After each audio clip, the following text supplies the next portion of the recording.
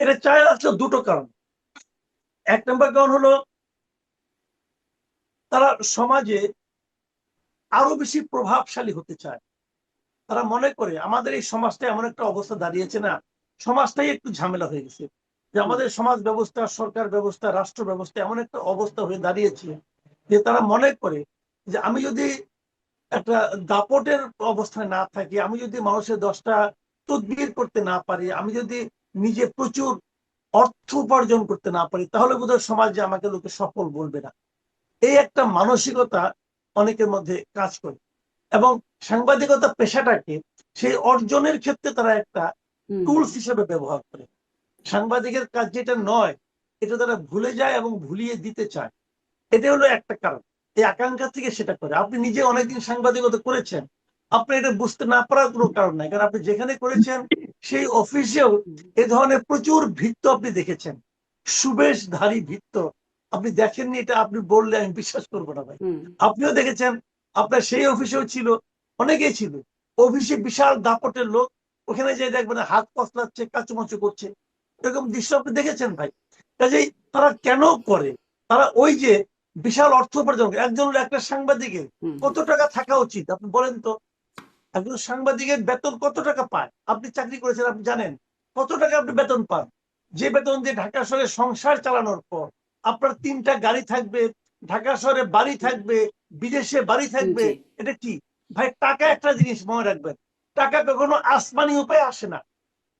টাকাটা আপনাকে হয় অর্জন করতে হয়, নয় ছিনতাই করতে হয়, নয় চুরি হুম, করতে হয়। তারা ওই কাজগুলি করেছে। এই জন্যই তাদের মধ্যে প্রতিযোগিতা। মনে করেন পায় একজন, 10জন ট্রাই করে, যদি আমি পাই, যদি আমি পাই। কেউ ফার্স্ট হয়, কেউ সেকেন্ড হয়, থার্ড হয়, বাকিরা ওই ফার্স্ট সেকেন্ড হওয়ার জি, জন্য চেষ্টা করতে থাকে।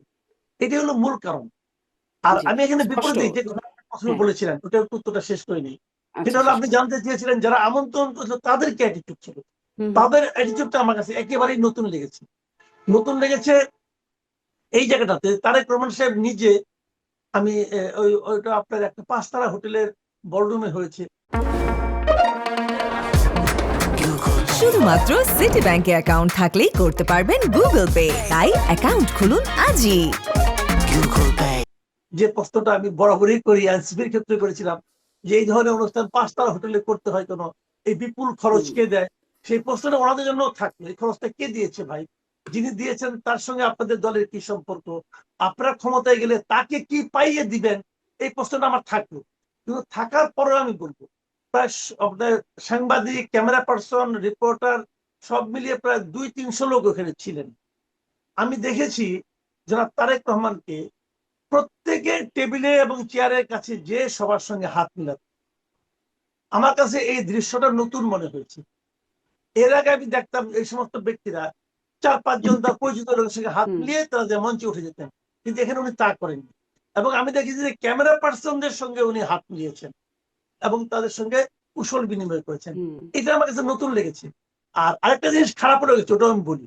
সেটা হলো, আমি একটা মানে হুম, ওই দৃশ্যপটে একটা বর্ণনা দিচ্ছি আর কি এই কারণে। জি, জি, সেটা হলো যে আমি দেখেছি যে ওনারা দাওয়াত করেছেন, কিন্তু মঞ্চের সামনের প্রথম 3টা রোতে যারা ছিলেন তাদের ম্যাক্সিমামই ছিলেন ওই দলের কেন্দ্রীয় নেতৃবৃন্দ। আমার কাছে এটা আমার বুঝেই আসে নাই যে উনি এবং মির্জা ফখরুল ইসলাম আলমগীর ছিলেন মঞ্চে, কিন্তু সামনের প্রথম 3টা রোতে ওনার দলের কেন্দ্রীয় নেতাদের থাকার দরকারটা কি? এটা কি রোল কল করে নাকি? যে আমার নেতাদের মধ্যে কে কে আসলো না আসলো, কে উপস্থিত থাকলো না হুম, থাকলো, এটা একটা খাতার মধ্যে রোল কল করেন উনি, তা তো আর করেন না। এদের কাজটা কি এখানে আমি বুঝলাম না। বরঞ্চ ওনারা থাকাতে যারা নাকি জেনুইন সাংবাদিক তারা সব পেছনে পড়ে গেছে, তারা সামনে বসতে পারে নাই। এই জায়গাটা আমার কাছে দৃষ্টিকটু লেগেছে। আদারওয়াইজ প্রোগ্রামটা ভালো।